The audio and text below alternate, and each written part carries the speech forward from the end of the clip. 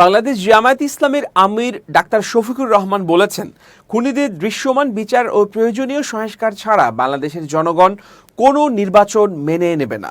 প্রধান উপদেষ্টার উদ্দেশ্যে তিনি বলেন, নির্বাচনের জন্য অবশ্যই সমতল মাঠ তৈরি করতে হবে।